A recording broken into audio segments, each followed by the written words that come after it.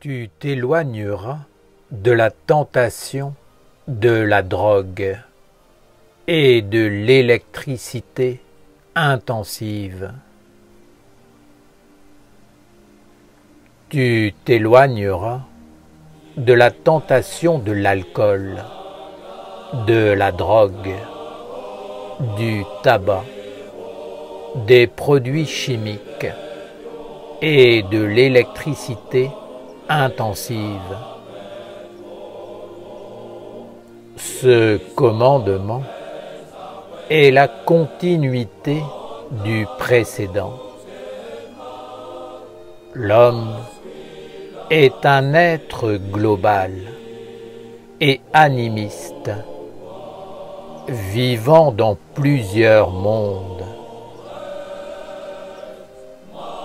Prendre des substances modifiant l'état de conscience de l'homme peut devenir négatif.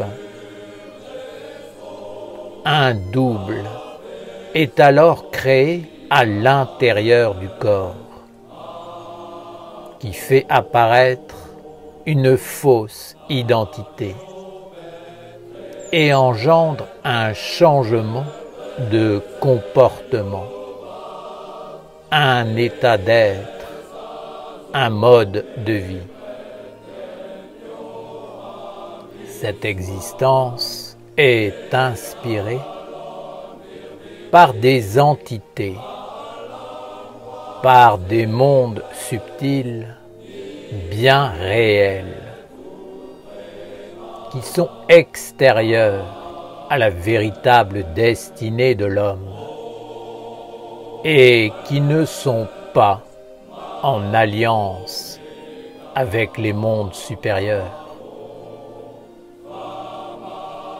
Bien souvent, il s'agit de substances chimiques ou alors de substances naturelles détournées des dieux et qui ont pour unique but de modifier la conscience de l'homme pour l'attirer dans une autre destinée que la sienne.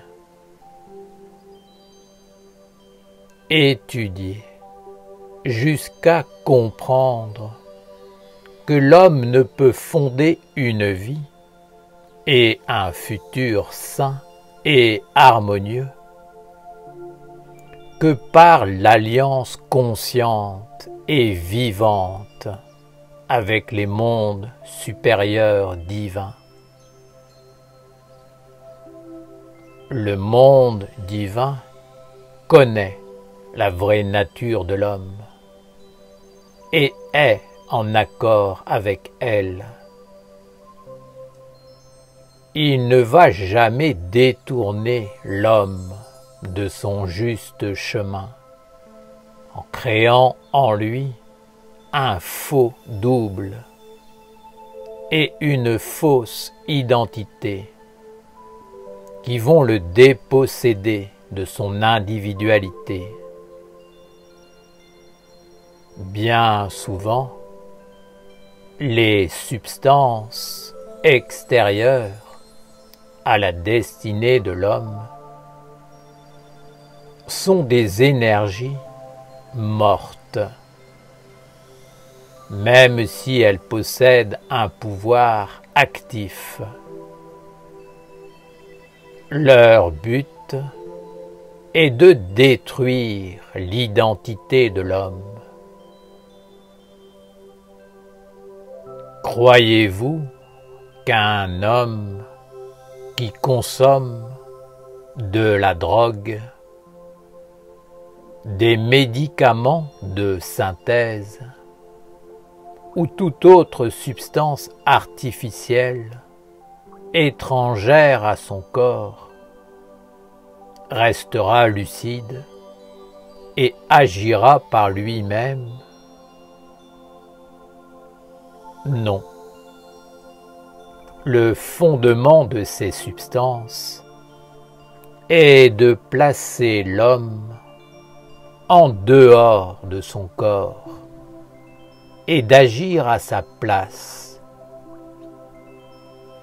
En prenant, vous mettez votre corps et votre destinée entre les mains de mondes et de certaines intelligences dont vous ignorez presque tout. Vous ne savez pas quelle destinée ces mondes vous préparent et à qui cela va profiter.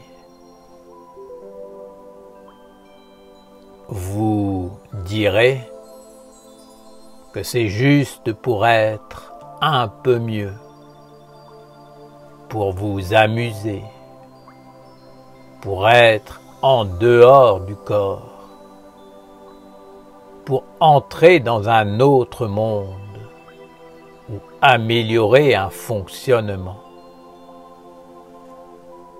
Moi, je vous dis que seule la lumière de Dieu peut éclairer l'homme et le conduire dans la sagesse, l'amener à comprendre que s'il y a un mauvais fonctionnement dans le corps ou la vie, c'est qu'il y a à la porte de l'être des mondes qui demandent la libération ou la guérison. Si vous prenez une substance chimique ou artificielle pour endormir cela, vous créez un obstacle à la transformation par l'intelligence de la vie. En utilisant ces substances, vous vous conduirez vous-même et les générations futures dans une dépossession de soi pour finalement, un jour, ne plus être capable de contrôler par vous-même votre intellect, vos états d'âme, votre corps et votre destinée. Père Gabriel, toutes ces substances et ces pratiques ont envahi nos vies quotidiennes. Alors, si à certains moments, nous ne sommes pas en forme et avons besoin d'une petite aide extérieure, ne pouvons-nous pas les utiliser occasionnellement? Peut-être que parfois cela peut aider l'homme à respirer et à prendre du recul. Celui qui croit cela est tout bonnement un idiot, car ces mondes doivent être regardés non pas comme des substances, mais comme des entités, des êtres à part entière, qui vivent dans des mondes spirituels et magiques. Ils aspirent à prendre le contrôle de l'homme, afin qu'il devienne leur instrument sur la terre et leur donne le pouvoir. Si l'homme permet à ces entités de s'emparer de son cerveau, de son intellect, de son fonctionnement vital, il sera asservi. et ce ne sera plus lui qui gouvernera et décidera. Si vous commencez à fumer, un être spirituel entre en vous et s'empare de vous en créant un double à l'intérieur de vous. Et bientôt, vous ne pourrez plus vous arrêter, car vous serez relié à cet être qui, sans cesse, viendra se nourrir en vous et accomplir sa volonté dans le monde à votre insu. Il en est de même pour l'alcool, la drogue, les médicaments, les substituts. L'homme commence et au bout d'un certain temps, il ne peut plus vivre sans eux. L'électricité intensive est l'un des pires poisons et envahissements. Elle est une énergie de destruction de la vie et de l'intelligence. L'électricité anéantit toutes les protections subtiles du corps, le rendant semblable à une éponge qui mélange les énergies extérieures avec les énergies intérieures d'une façon incorrecte. Cela engendre des troubles, des dérèglements, une instabilité. Ceux qui sont exposés à l'électricité intensive deviennent inconstants. Ils s'irritent, s'emportent et s'excitent de plus en plus facilement. Puis, ils sont fatigués, épuisés, sans énergie, sans force. Ils entrent dans des hauts et des bas, devenant calmes, puis violents, et ainsi de suite.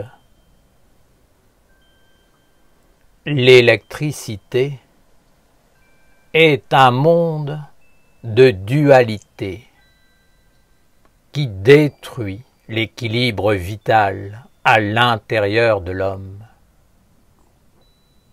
Elle crée en lui des soubresauts qui font en sorte qu'il s'épuise. Cela va contre la nature profonde de l'homme, qui doit être enraciné dans la terre pour faire de sa vie une base solide et être capable d'être stable et serein pour porter un monde supérieur.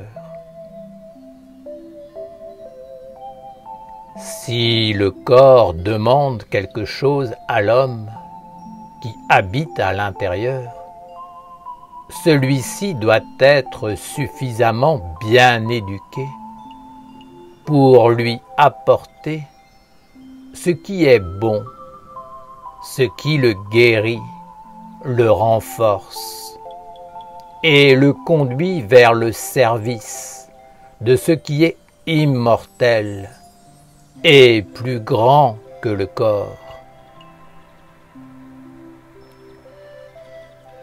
C'est la cause qui doit être prise en compte et guérit, et non pas l'effet. L'effet n'est qu'un indicateur à prendre en compte pour découvrir la cause. Il ne faut pas guérir l'effet, et encore moins l'endormir, le faire disparaître, avant d'avoir découvert et traité la cause. Si l'homme souhaite prendre des drogues pour s'évader de la vie matérielle et voyager dans d'autres mondes, qu'il utilise et développe en lui la sensibilité animiste, en découvrant comment le monde fonctionne.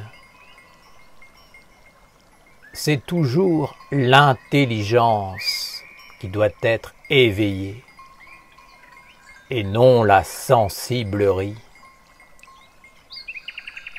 Par cette méthode, l'homme pourra voyager à travers les mondes subtils et magiques, en gardant sa conscience et la maîtrise de son corps, de ses sens, de son intelligence et de sa vie intérieure.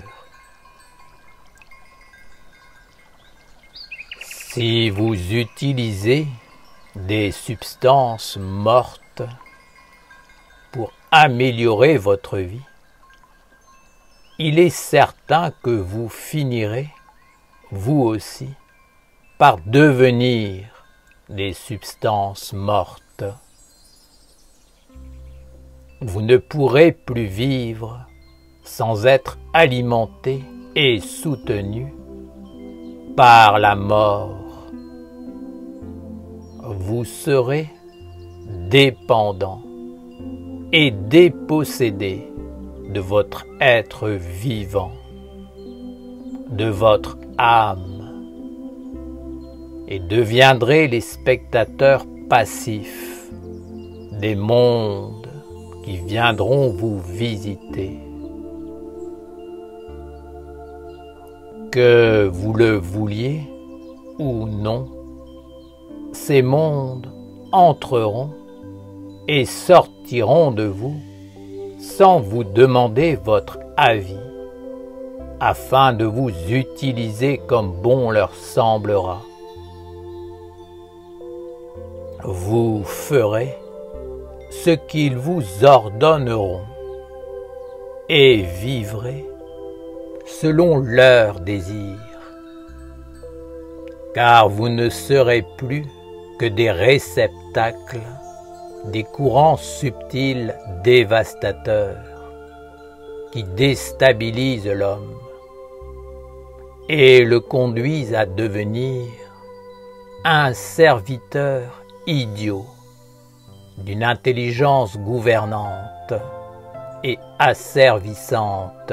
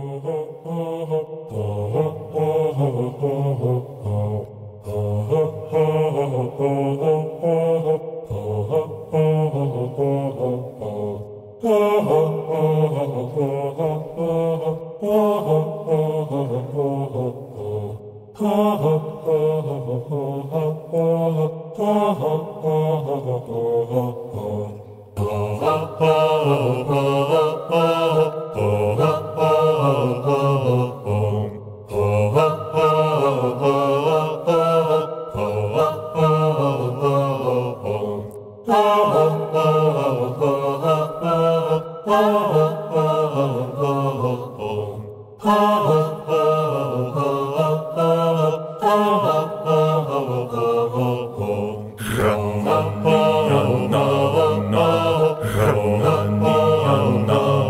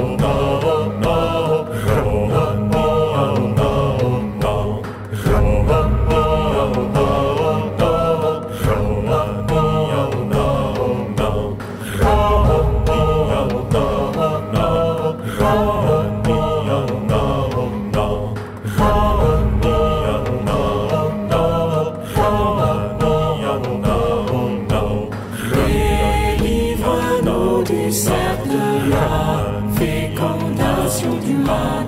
Que nos corps deviennent calices pour la lumière du Père.